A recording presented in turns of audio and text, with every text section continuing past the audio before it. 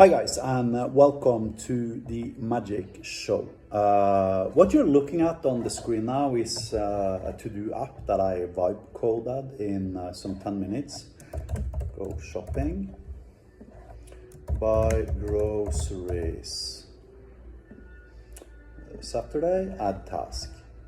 Why didn't it refresh?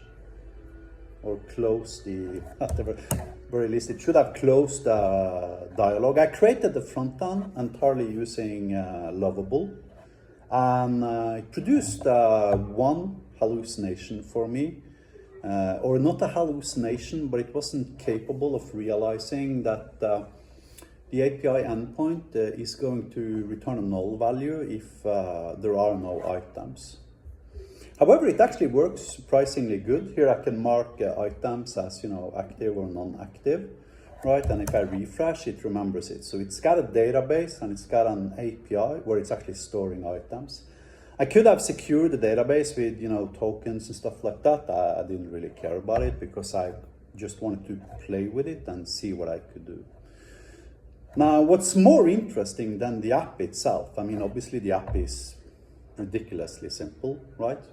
But what's actually more interesting is how I created it. So let me show you how I created it. I used my magic cloudlet, and I basically told it I want you to create a to-do app for me. Suggest a database design, and then generate CRUD HTTP endpoints. I will use the app for my React frontend. Now, if I tell Magic Cloud this, it's going to suggest the database design for me. It's going to create my database. It's going to do everything required to create my backend API and database and everything on the backend side of things.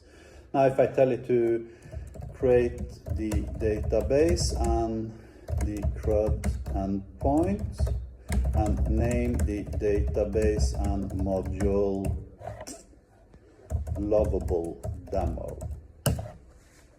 So now what the system is going to do is going to spawn out on a process, an AI-based workflow. Sometimes you need to nudge it until done. And then it is going to create a database for me. It's going to create CRUD HTTP web API endpoints for me, etc., etc.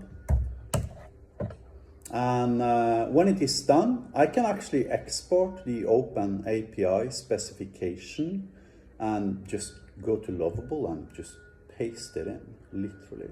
So let's wait a couple of seconds now to see what it comes up with. To do get, put, should probably be done any second now. Delete, I think that is the last one. Let's see.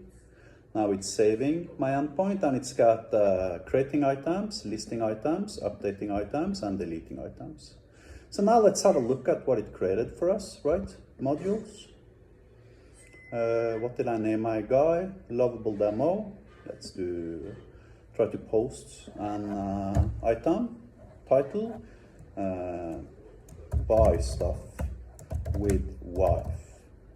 And as you can see, it perfectly works. Let's try to retrieve items.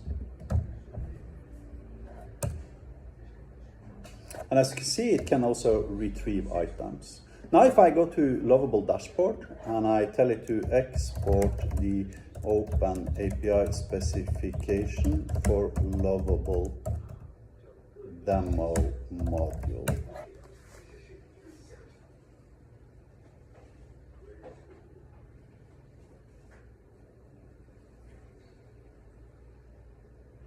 You see, once you have a backend, it's like significantly easier to create a frontend, because the AI knows what type of frontend you actually want to create.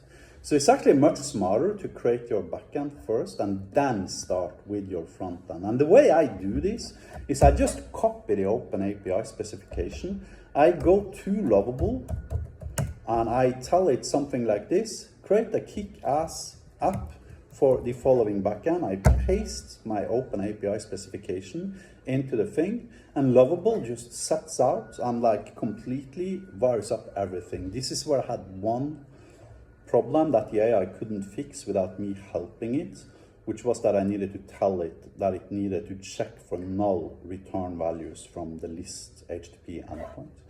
However, besides from that, basically everything worked perfectly, as you can see here, and we ended up with this. Add task, publish YouTube video, such that we can teach people to vibe code. Date, today, add task, and it's supposed to close this guy, I guess, which it doesn't, but I mean, I literally one-shot prompt engineered this entirely, both the backend in Magic Cloud and the frontend using Lovable. And I personally think that's pretty kick-ass. Now, one really important thing about Magic is that it's open source, 100% open source. So you can download this and actually host it on your own servers and on your own development machine. You don't have to pay Lovable for tokens. Well, you obviously have to pay Lovable for the front-end tokens, right?